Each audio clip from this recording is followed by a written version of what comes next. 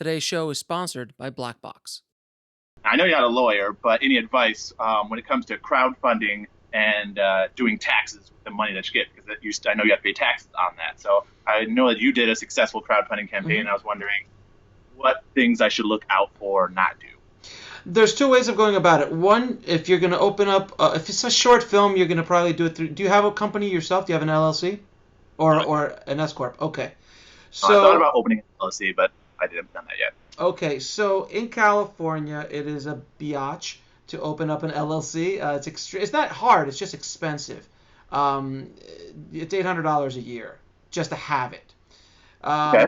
But you having a LLC or a S corp, you'll be able to run all your money through it and get deductibles that you won't be able to do as an individual. So first and foremost, if you're doing this seriously and you are a filmmaker and you're doing productions and you're doing post and doing all this kind of stuff, you should get a company to kind of run everything through. And it's also protection for you, specifically if you're going to be doing production, something happens, instead of them coming after you personally, they go after the company. So it's a kind of a barrier.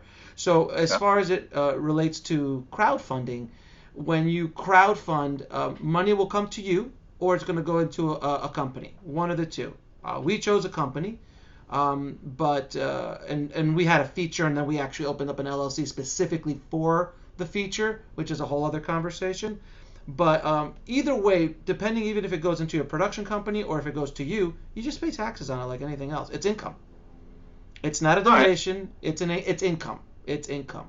You know, if mom gives you 10 grand, 10 grand is gonna be taxable income.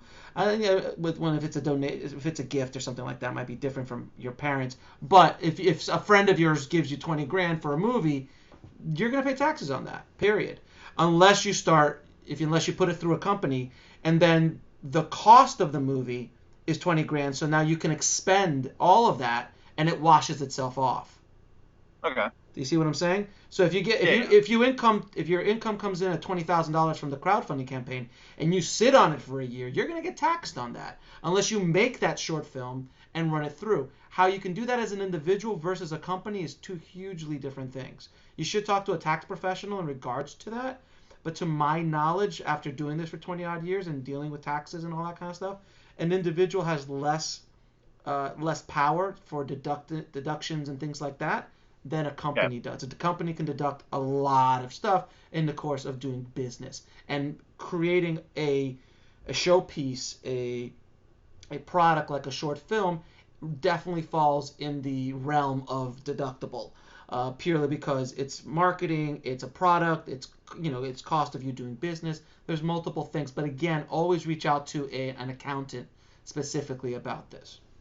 All right. Next question, would you recommend doing an LLC for something like a short film? Because short films have a typically shorter lifespan than a feature, which would be. No, absolutely not. Okay. Absolutely not. You would not in a million years.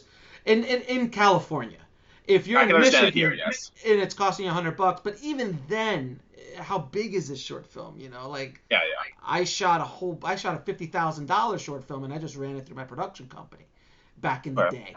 So, I wouldn't. Unless you expect to make a lot of money through that short film, which is rare, I would say no. I wanted to share with you this amazing new service called Black Box. Imagine taking old footage that you've shot in the past and being able to submit them to all the major stock footage firms, all with one click. And you can split the commission among multiple crew members or creators. So to sign up for free, just go to blackbox.global.